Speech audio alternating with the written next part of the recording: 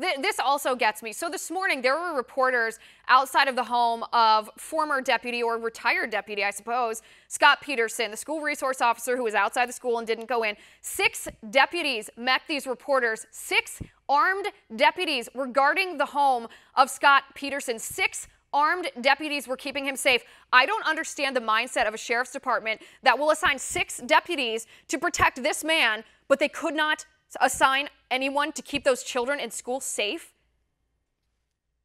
Look, let's hope those deputies do a better job protecting Scott Peterson than he did in Parkland. But there's an interesting angle on all of this, right? We know that the killer, we had these 23 calls that were mentioned by the sheriff in his press conference. We had those 23 calls to the home of the killer. And we also know that the killer had a whole history of violent incidents in school, going all the way back to 6th grade, to middle school, right, and then going into high school, which ultimately led to his expulsion. But along the way, there are a lot of these violent incidents, and it turns out that this county and this district have been lauded for their efforts in reducing the quote-unquote school to prison pipeline. And they had an agreement with the sheriff's office, with the folks who are lecturing us now, to kind of try to resolve any student conduct that may have been criminal in a way that left them outside of the criminal justice system, right? No arrests, no charges, try to resolve this. And they've been lauded for it for years. And in fact, they got grants from the Obama administration for this program. And it turns out, I mean, I think it's worth asking the question, right? All these violent incidents of this killer going back years, if he had ever committed any criminal conduct, and if so, if this policy of the district had anything to do with the fact that he wasn't arrested until he was able to perpetrate this terrible shooting. Right. It is a question we need to ask. I believe those programs are called diversionary programs. Like you said, they're meant to disrupt this so-called school-to-prison pipeline, but it seems like the result of it is much, much worse. I mean, the superintendent of the school district, as well as the sheriff's office, need to host a town hall where we ask them questions, because it seems like the tables have turned somewhat here.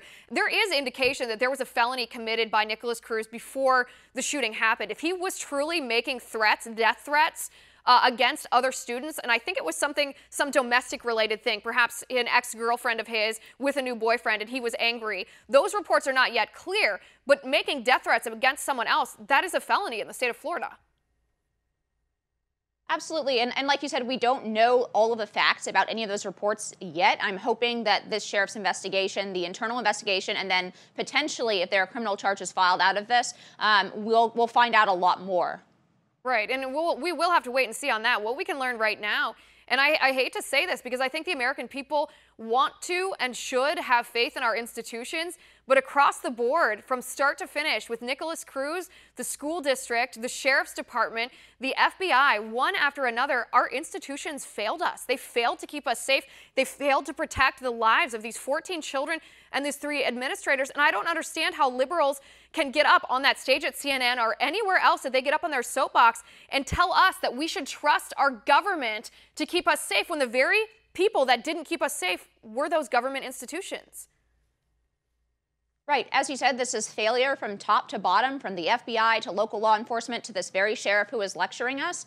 And liberals' answer is for us to be disarmed and to wait for this, this establishment to come, and this institution, which, as you said, I'm not trashing the entirety of law enforcement. There are a lot of great police officers out there, but it looks like from top to bottom, the people involved in this bungled this case. And then we're supposed to say that, yeah, well, let's just trust them to take care of us, to arrive on time, to enter the building, right? Because we shouldn't be able to take care of ourselves through owning firearms.